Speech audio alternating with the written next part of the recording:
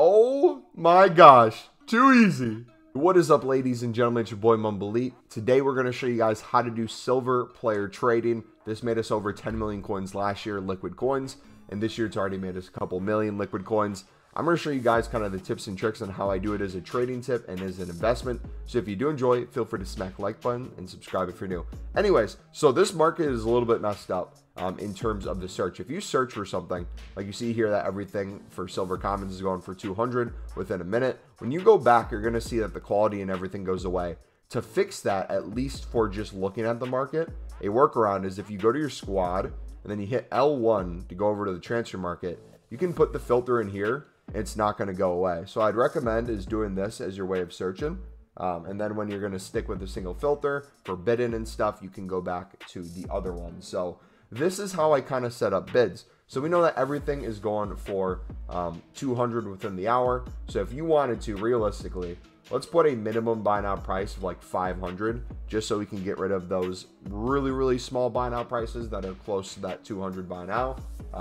We're going to see what kind of things pop up. Now, if you see an open bid without a 150 on it, feel free to bid on it. That's easy coins because you know it already goes for 200 plus. But if you compare price, you can notice what a card's going for within the hour. For example, this one will most likely go potentially within the hour for 300. It might take 1 or 2 listings. But if we bid 200, that's probably going to be 100 coins profit. You could look for top nations. You could look for high rated cards. You could look for leagues that are easy to link. Like, for example, the championship. If it's English, it might be really easy to link to the Prem.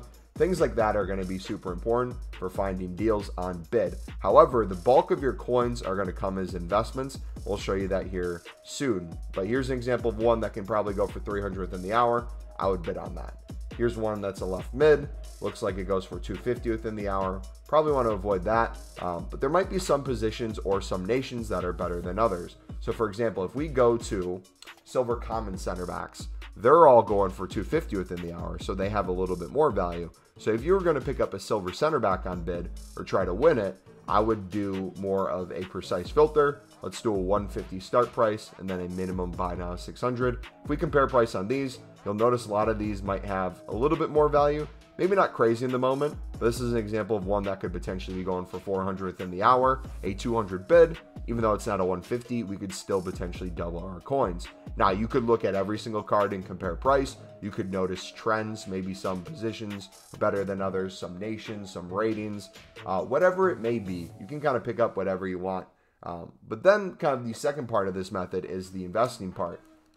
You can make a decent amount of coins just flipping these, especially when there is value. But you'll notice there's a ton of time on the market where silver commons are expiring for 200 coins and they're not even selling within the hour. And then people ask me, yo, does silver player trading and investing work? Because it seems like they have no value right now. That would be the time where you want to store these in your club when you're able to pick them up for 150 if you have some coins laying around. I typically like club stocking on a daily basis. If I can pick them up for 150, I just throw them in our club for a daily SBC, marquee matchups, random objectives, things like that. For Footbin, they have squad building solutions that things can pop up and be in there. And I typically look at their prices then after new content. We take a look to see if there's an SBC that might shoot them up in price. So for example, if I was going to look on why they're the price they are right now, I would look at the SBC that came out yesterday, which was, where is it? Here it is, the halftime SF challenge 2. So if we look into this, this can be a good sign of what might be going up in value. So as you see here, a team overall rating only needs a 65. Players from the same league, minimum 3. Countries, max of 5. So using a lot of the same nation in the same league might be a repetitive thing. Players from one club, minimum 2. So if you can find players in the same club, that's going to be important. So in my mind right now, I'm looking at something like the championship. I'm thinking championship English players might be a good go. So if we were looking at their prices, or we're looking to see what had value in our club that we could sell on, I would start looking to see what these cards are going for. And it looks like a lot of them are actually going a little bit more than market value. They're going for 300 within the hour rather than just 250. However, I remember looking at these yesterday, and a lot of these individual cards were 400 plus in very select ones, not everyone, but very select ones that were showing up in SBC solutions. Could be like 800 coins, 1.2k, 1.5k. We had a random, I don't know if it was Scottish, It was some random nation that was going for like 2.5K. We ended up selling it. So there are a ton of deals out there that you might want to pick up as an investment beforehand. You don't even need to predict the market. Some people want to do, want to ask questions like, yo, what is the best cards to pick up? Should I do top nations? Should I do a certain position? In reality, when it comes to the investment side of things, you just want to pick up everything, because at the end of the day, you're going to get something right eventually. And it's better to have a little bit of everything rather than be all in on one thing. Diversifies it a lot.